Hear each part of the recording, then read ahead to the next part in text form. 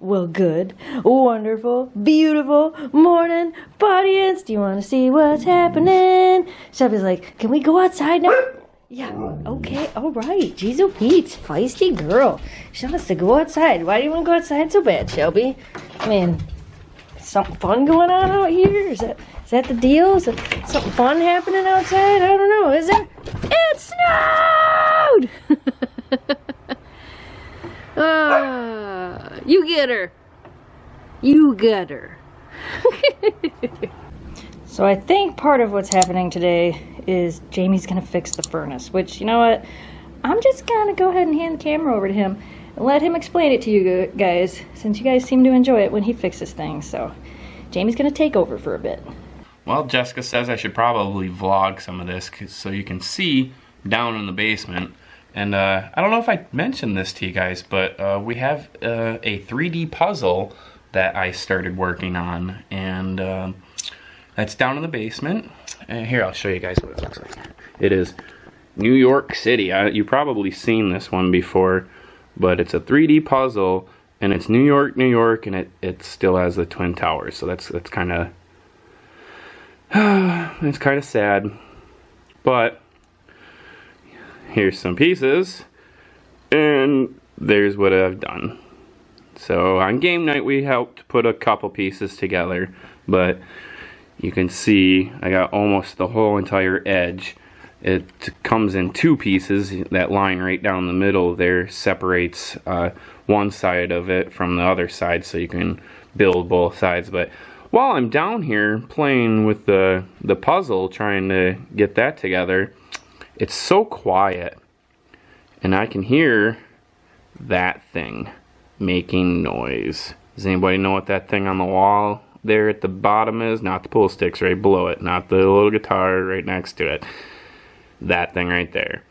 It makes noise.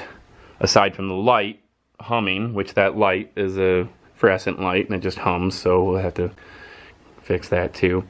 But anyway, so I'm down here working on the puzzle, and the radiator's making noise, and it sounds like it's got air in the line. So a lot of people that have the radiators, here I'll show you real quick, over here, have something like this. This is it goes all the way down, there's some beer cans, to the radiator on the ground, and then the top here, you can, it's like a steam vent. You can open that up, and if air builds up in the system, you open that up and you just let just a little bit of air out, and water will probably come down there too, but it's just a air vent cap. Well, here's some more wire, or no, the copper piping. Here's the copper piping for the boiler. Now we're back to this is our boiler. We did a little bit of work down here.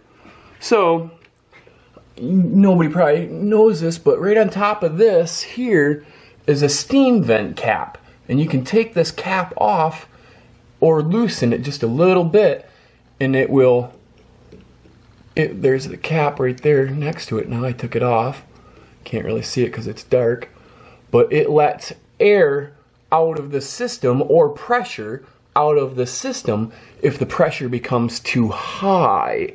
So I was hoping to sneak a little bit of the air out of the system out from right there. Well, that didn't work.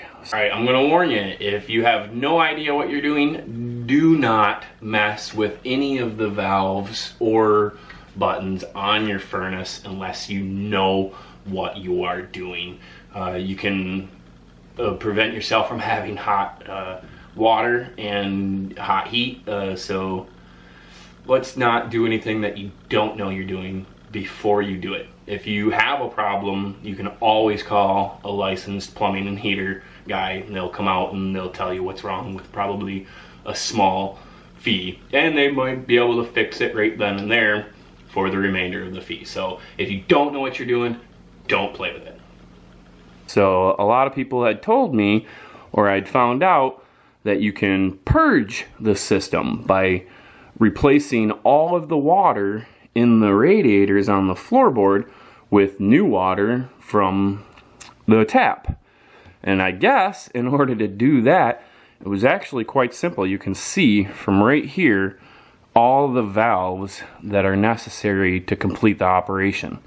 We've got at the top, these are two different zones. We've got upstairs and downstairs, and there's a quick shut off to stop that flow. And then over here, right there, is a shut off valve for what goes down into the boiler. Here is another shut off valve. You'll notice it's right below that turny valve. So if I shut that off, shut that off, shut that off, and shut that off, I have a sealed little system right here where these two gray boxes are. And there's no water that can get in and no water that can get out of this area. And normal boilers are run at about 12 pounds of pressure. Can't really focus on that. There it is. And we're at about 20 pounds of pressure, and 20 pounds of pressure is super low. This is a pressure gauge and this is a temperature gauge, so it'll tell me what the temperature of the system is at before it starts pumping the water, and then it'll pump the water through at certain pounds of pressure. Right now it's at about 18 pounds of pressure, so it's really not a whole lot. Well, I had to replace these nice little parts right here. This part and this part on the system. This is a backflow preventer, stops water from leaving the system and entering back into the house. And this is where the water comes in and it feeds the water heater over there, and then it feeds the furnace here. Well, typically the boiler system doesn't need water. It's a self-contained system and it just rotates in cycles, goes through here, down into here, gets heated up, comes back up here, goes over to this pressure tank, and then just it continues the loop. So everything in the house makes this loop here. Parts were broke and I had to fix them. I thought it was this part, the pressure regulator. This takes city pressure water, which if you're out in your garden and you're spraying full blast water on the city water, you'll see it's a lot of pressure. It just goes a ways. I mean, the water just travels a long distance out the end of the hose. So you'll notice that's more than what we need here. A typical city is about 60 pounds of pressure, and a typical boiler is less than 30. Ours is regulated actually about 15 as its normal operation. This here is what I just had to replace. This is a new one. This takes the city water from 60 pounds of pressure, lets it go through this one-way valve, and then it gets reduced to only 12 pounds. So essentially what I was saying is, if all the parts are working properly, if water evaporates from the system and creates a little bit of air in the system, you'll hear it. You'll hear it in the radiators. It'll travel through the radiators, but a lot of these steam caps will just release a little bit of air if it's there. So the air will just come, you know, it'll just kind of escape through the top there, so it can leave just water going through the system. There's a couple of them here that help that, and like I showed you over here, you can manually do it here, and there are multiple of these around the house that I can manually adjust. But I guess I was told to purge the whole system, shut off all the valves, and then you'd open this guy here and water would travel from the city water through the backflow preventer into the pressure reducing valve and straight into the boiler system. So if I turn this, you'll hear water sneak through this, and enter the system, because this 12 pounds of pressure here, as soon as I lower the pressure by opening this valve, that will sense that pressure has been reduced, and it will allow water to enter the system. So if them steam caps are in operation and the pressure gets reduced less than 12 pounds, it will allow it to refill the system. And if you needed to do a whole purge on the system, you would need both of these pieces to be operational. before you can open up this. Listen, see? As soon as I cracked it, water drips out. That's a good sign. Not necessarily something you want to do because you don't want air to get back up into that system, but that lets me know that water is still coming into the system. And I bet if I just turn that on, it'll shoot right out there if I wanted to purge the system. I read on the internet and watched other YouTube videos to purge this system.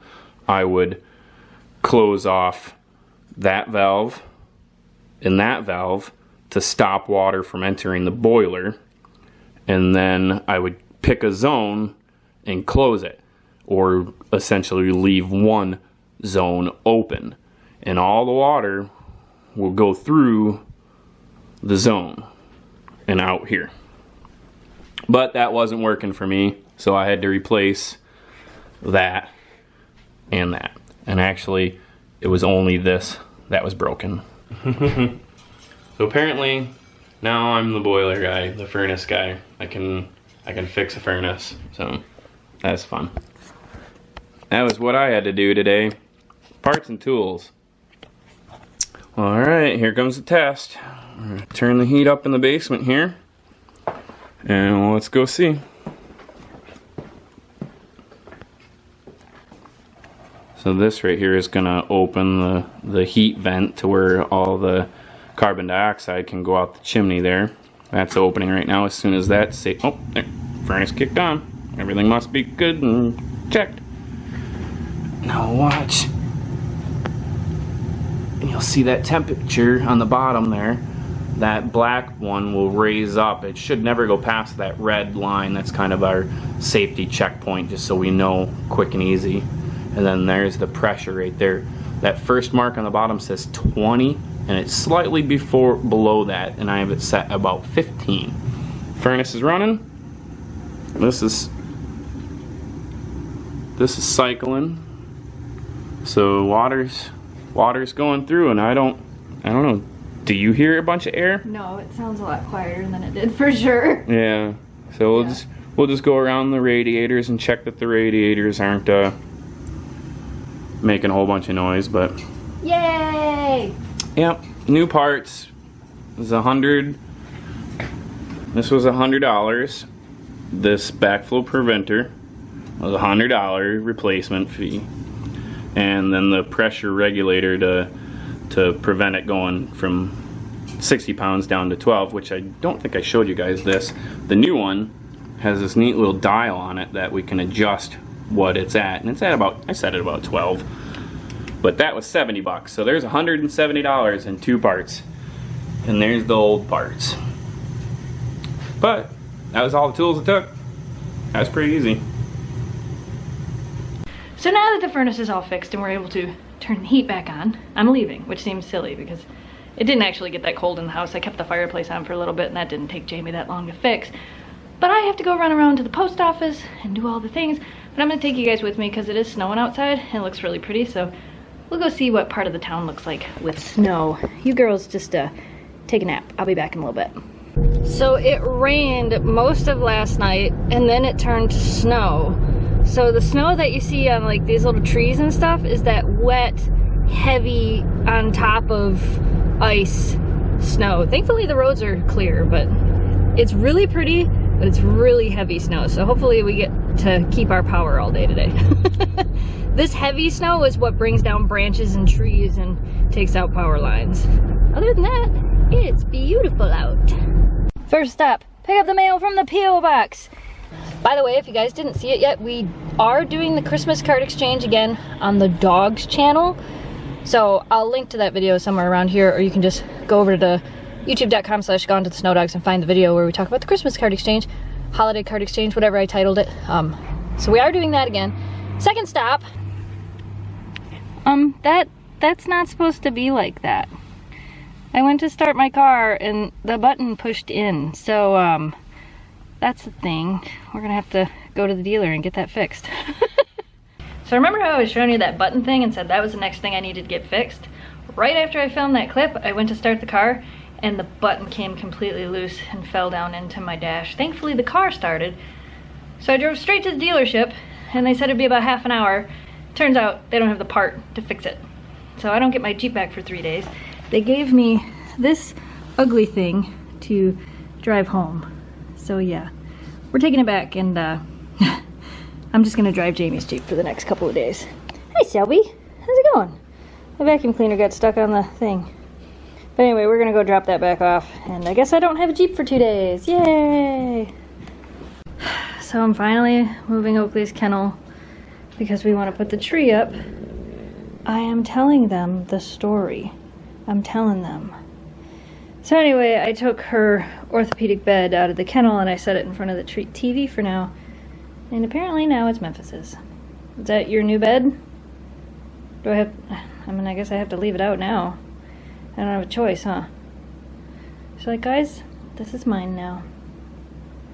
I love that you love it. I just don't know where I'm gonna put it. Because you love that bed too. And Shelby loves this bed. We can't just have a living room full of dog beds, can we? Can we? I mean, I guess we can. It's our living room, right? You have dirt in your eyes from digging in the dirt earlier. Yeah. I'm doing pretty good though. Haven't cried. There's definitely some fur still in this kennel, and I just vacuumed up some fur that we haven't vacuumed up in months. But I hung up her heart on the door, moved the toy box over there. I don't want to put the curio cabinet in the other room for Christmas this year, so it's gonna go in that corner over there. And then the tree will go over there. Yeah? Are you just gonna have a fit? I didn't get her a new bed. That's just Oakley's old bed. You could take it from her if you want to. Are you being grumpy? Oh, grumpy. That's alright. Shelby, you kind of have a derpy lip. Shelby.